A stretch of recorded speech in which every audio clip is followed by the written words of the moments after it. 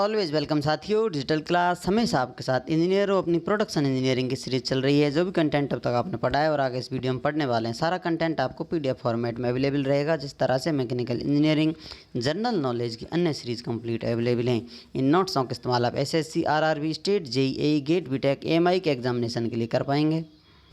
Series enjoy करते आ रहे हैं साथियों। उम्मीद करते हैं आप सीरीज़ एंजॉय कर रहे होंगे, अच्छे अच्छे कॉन्सेप्ट आपके क्लियर कर रहे होंगे। इसलिए इससे पिछली वीडियो में हमने स्ट्रेसों के बारे में जाना था, किस प्रकार से ब्लैंक से हम कब बनाते हैं, तो कौन कौन से स्ट्रेस देखने को मिलते हैं। Average reduction in deep drawing करते हैं तो कितना रिडक्शन आप कर सकते हैं, क्या सीमाएँ होती हैं जो आपको ध्यान में रखनी होती है। परसेंटेज रिडक्शन किस प्रकार से हम आसानी से निकाल सकते हैं।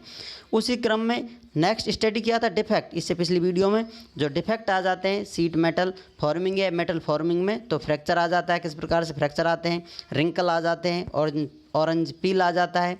जैसा कि सरफेस रफनिंग डिफेक्ट है, ठीक स्मूथ सरफेस नहीं मिल पाता आपको कोर्स ग्रेन की वजह से। कोर्स ग्रेन किस वजह से आ जाते हैं, यदि आपने अनिलिंग कर दिया टू हाई टेम्परेचर पर, वो धीरे धीरे ठंडा होगा तो ये इस प्रकार के डिफेक्ट देखने को मिलते हैं। Yield point elongation defect, stretcher strain के नाम से भी डिफेक्ट देखने को मिलता है, जो आप डिफॉर्मेशन जोन में देखते हैं। लाइन आ जाती है, लूडर्स लाइन के नाम से उन्हें जाना गया क्योंकि लूडर ने उन्हें पहले बताया था। आप भी कुछ नया बताते हैं तो आपका भी नाम इसी प्रकार से रोशन रहेगा जब तक संसार रहेगा। कुछ अद्भुत खोज आप दे सकते हैं संसार को। Due to non uniform reduction, कुछ अन्य लाइनें देखी गई, कहाँ देखी जाती हैं, ये डिफॉर्मेशन जोन में। सरफेस डिफेक्ट देख लिया था अपन ने, सरफेस डिफेक्ट सभी जगह देखने को मिलता है।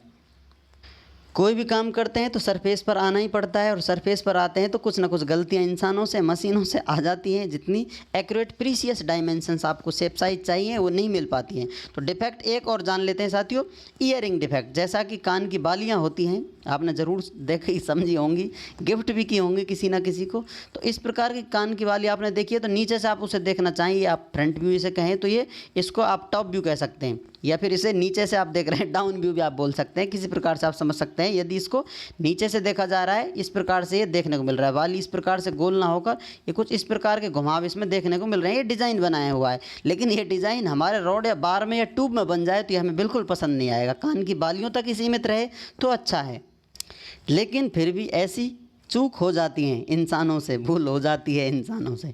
तो यहाँ पर क्रॉस सेक्शन एरिया किसका, क्रॉस सेक्शन एरिया पर रॉड आफ्टर रोलिंग, आपने रोलिंग कर दी, इसको घुमा के इसका रिडक्शन कर दिया है, शेप साइज चेंज किए हैं, तो इस प्रकार क्रॉस सेक्शन आपको देखने को मिल रहा है। नॉन यूनिफॉर्म डिफॉर्मेशन की वजह से ऐसा हो जाता है।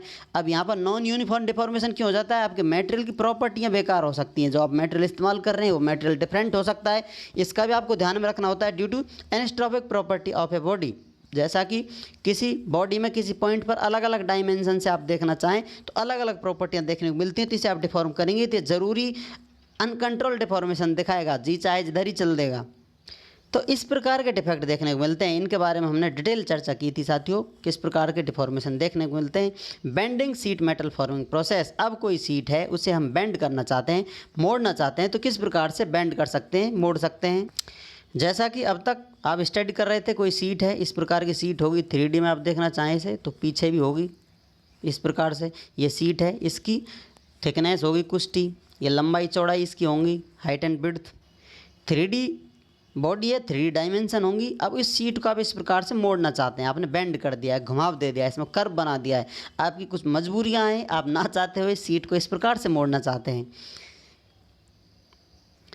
या फिर मोड़ रहे हैं। तो अब ये बेंडिंग हो गई सीट की, तो किस प्रकार से बेंडिंग पर स्टडी करते हैं, क्या इंपॉर्टेंट पॉइंट होते हैं जो हमें जानने होते हैं। जैसा कि अब तक हमने देखा था, ये आर्क बन जाता है इस प्रकार से, ये रेडियस होगी इसकी इस प्रकार से, तो ये आप कह सकते हैं। तो इसमें क्या चेंज देखने को मिलते हैं, इस प्रकार से कोई सर्कुलर बॉडी है या पॉइंट है तो यहाँ पर ये आर्क बनती है, लेंथ है जो आर्क है, यहाँ एंगल थीटा बन रहा है, ये रेडियस है, ये 0 पॉइंट है, एंगल थीटा बन रहा है। तो इनका रिलेशन आप रिलेट कर सकते हैं इसकी लेंथ से। L = r थीटा के बराबर होती है। ये आपने कहीं ना कहीं बचपन में ज़रूर पढ़ा होगा, नहीं तो इंजीनियरिंग में पढ़ा होगा, ज़रूर इससे पाला आपका पढ़ा होगा। तो ये रिलेशन यहाँ पर हम इस्तेमाल करने वाले हैं। तो यहाँ पर जो ये लेंथ है LB, ये बेंडिंग लेंथ के नाम से जानी जा रही है, और ये किसके बराबर होगी, इस रिलेशन से आप लिख सकते हैं। एल्फा यहाँ एंगल बन रहा है, रेडियस r है तो L, अब यहाँ पर r + KT के बराबर ये एल्फा एंगल है, और ये जो रेडियस है किसके बराबर ली जा रही है, r + KT के बराबर। r तो ये है ही, लेकिन ये थिकनेस है, आपको नज़र आ रही है। थिकनेस में से इस लाइन की बात की जा रही है सेंटर की, ये ऊपर नीचे किया जा सकता है, ये माइनर है, इतना बहुत ज़्यादा नहीं है जो इसमें आप वेरिएशन देखने को मिले। ये थिकनेस बहुत ज़्यादा नहीं है, बहुत ज़्यादा हो भी तो आप इसे रिलेशन से इस्तेमाल कर सकते हैं। रेडियस होगी या रेडियस मान लीजिए, उसमें रेडियस में आपको इस थिकनेस का कुछ परसेंटेज जोड़ना होता है। स्ट्रेचर फैक्टर के होता है, ये के टी से मल्टीप्लाई करेंगे तो इसकी के की वैल्यू कंप्लीट तो आर यहाँ तक जाएगी नहीं, कुछ परसेंट तक हम काउंट करेंगे तो वो स्ट्रेचर फैक्टर पर डिपेंड करेगी, जो हमेशा ही के लेस देन 1 होगा। तो इस प्रकार की बेंडिंग देखने को मिल रही है। ये रिलेशन आपको कहीं इस्तेमाल करना पड़ जाए तो इसका इस्तेमाल करें, इस शस्त्र का ज़रूर इस्तेमाल करें और अपना आंसर तक पहुँचें। अपने रास्ते में जो भी बाधाएं हैं उन्हें हटाते चलें। जो विद्या आपको दी जा रही है उसका इस्तेमाल करते हुए ज़िंदगी में सफलता होगी और निरंतर बढ़ते रहें, प्रयास करते रहें। उम्मीद करते हैं विद्वानों वीडियो में दी गई अब तक की जानकारी आपको अच्छे से समझ में आई होगी। अभी भी आपका कोई कन्फ्यूजन है तो आप हमसे कमेंट कर पूछ सकते हैं। साथियों, आप चाहें तो कॉन्टैक्ट कर सकते हैं। कॉन्टैक्ट लिंक आपको वीडियो डिस्क्रिप्शन में मिल जाएगा। वीडियो को अंत तक देखने के लिए, चैनल को सपोर्ट करने के लिए आपका दिल की गहराइयों से बहुत बहुत धन्यवाद। मिलते हैं नेक्स्ट वीडियो में, तब तक पढ़ते रहिए, व्यस्त रहिए, मस्त रहिए। जय हिंद, वंदे मातरम।